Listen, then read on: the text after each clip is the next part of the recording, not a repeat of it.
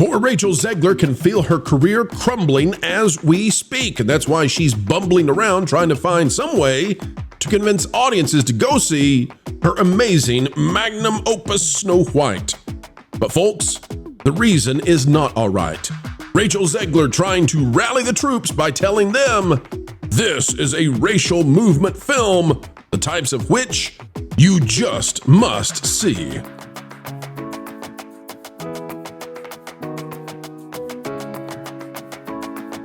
Hello, folks, and welcome back. It is the Pro Channel, and it is a joy that you have decided to join us, an attitude of gratitude right here every time we get to have the honor of spending time with you.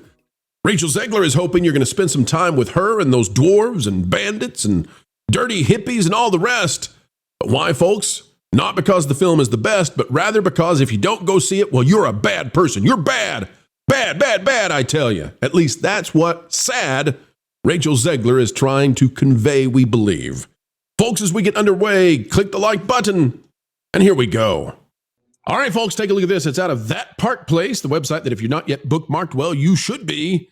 It says, Rachel Zegler says Disney's Snow White will help fight prejudice and race division in magazine interview that once more ties Disney film into her personal politics. And I got a theory about this one.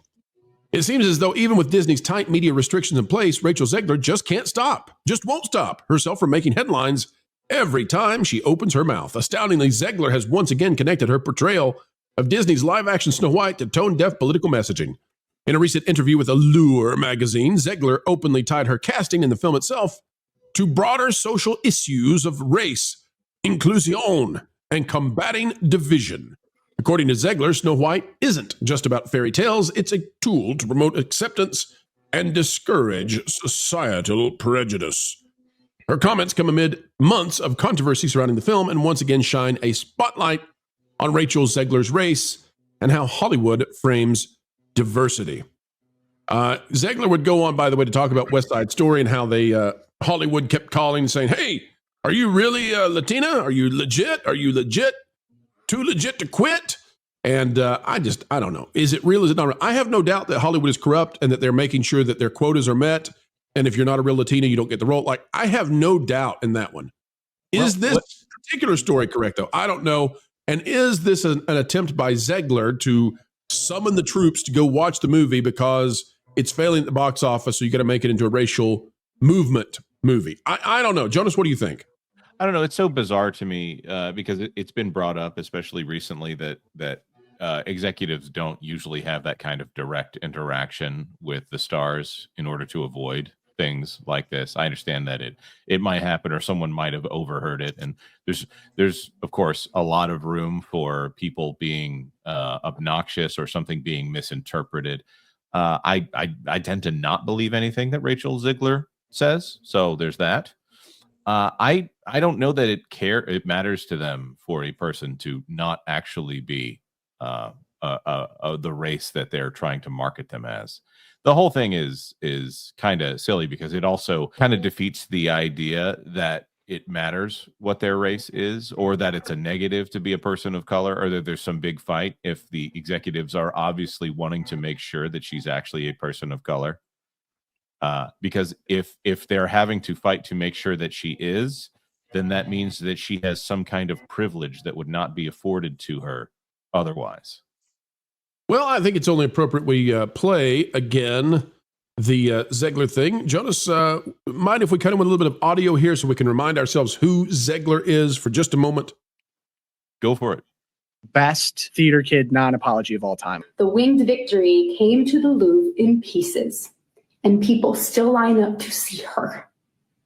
And I can only hope that despite my flaws, and despite my cracks and my breaks, and there are many of them, drama kid. Oh my gosh. that at every premiere and everything I do, This girl. people will wait in line to see. You could have just said, sorry. All right, we don't need the commentary, but we do appreciate it. All right, so, gentlemen, I got a feeling that they're going to pull out all the stops because Zegler, this has to be, and this is true for every young person who comes to a place where they realize that they're not an expert in every single area of life. They're not a dominating force. The world doesn't revolve around them. That realization that hits some of us in our late teens and early 20s is about to hit Zegler, but on a world stage. I honestly kind of feel sorry for her, because had Zegler not been the way that she has been, the movie would be doing very well. And instead, hold on, Culture. I want to get your thought on that. Instead, she's going to be a has-been because of the things that she said. Culture, it's Snow White. It's got the Disney label slapped on it. If you just put an average actress in there who knows not to go where Zegler has gone, I think it would have done fine. And now this whole deal about trying to make it into a racial movement movie. Culture, you disagree, though. You think a different actress... No, I would look. It wouldn't have mattered. First of all, the actor or actress that would have been placed in this role, because let's be fair, we could have got a they them white.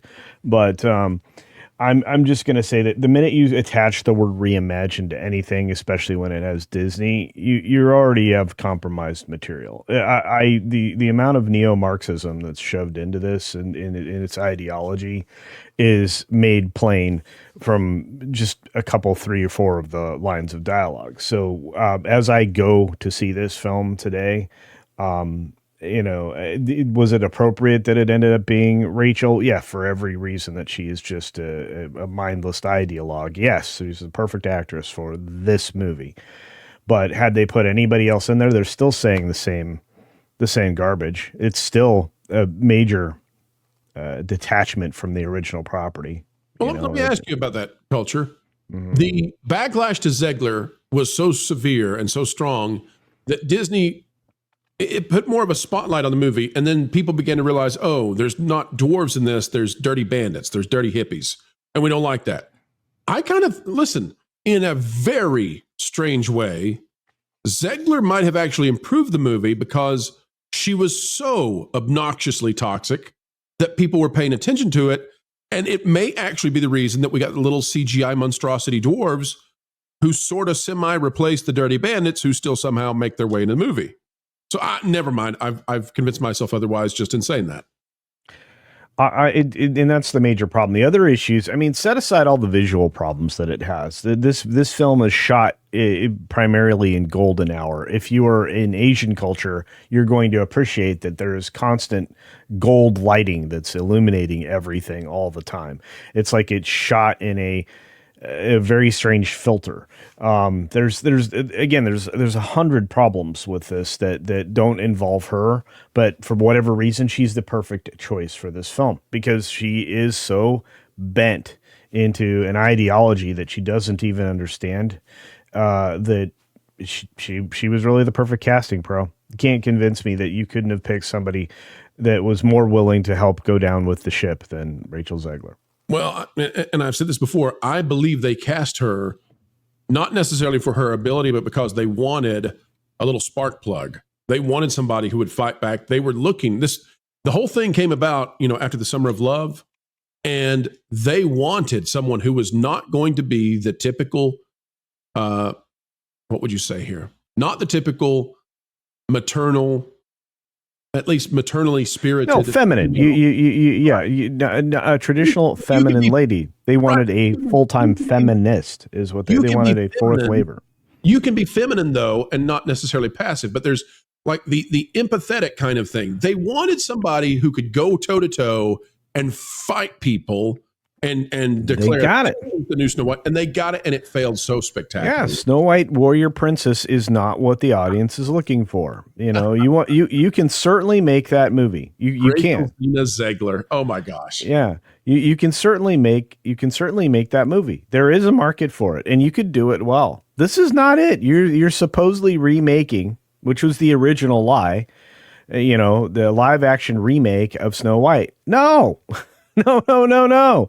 This is a completely reimagined Snow White who is, there to rule. It's the same thing they did with, little stupid, redeveloped mermaid thing. And the little girl in that was perfectly fine. She had a good voice, seems super nice.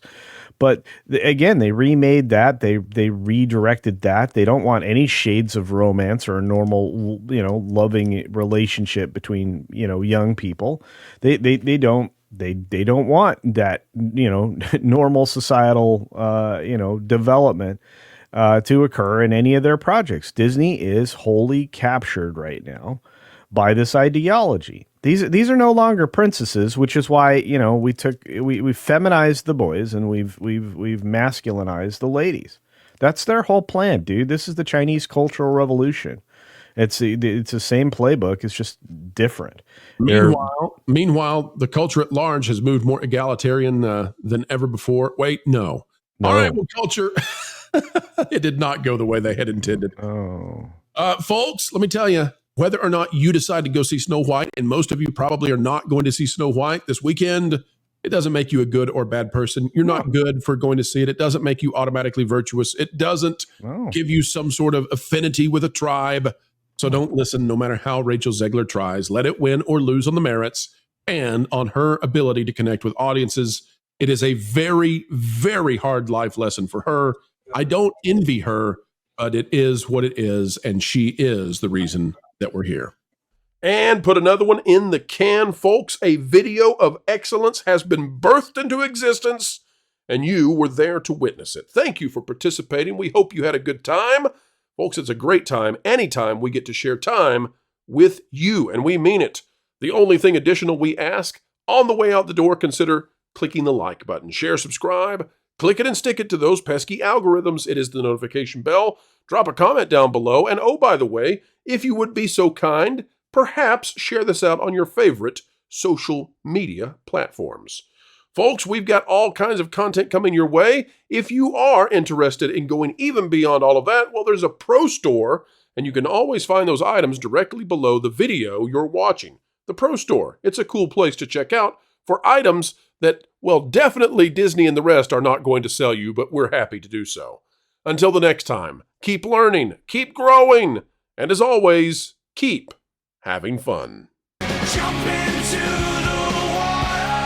Why listen to music made by people and companies who really don't like you? Check out Vacation Radio today and prepare for all new content made by the people behind the WDW Pro Channel. It's the place you need for all the music. That should be fun.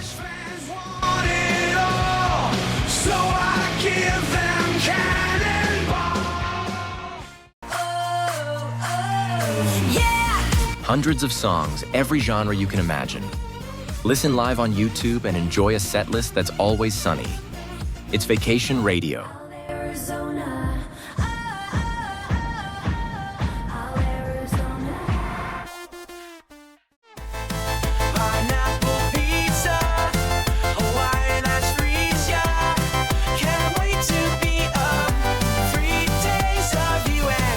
What are you waiting for? Every WDW Pro video has a link to Vacation Radio in the video description. Try it out and subscribe today. 3 days of you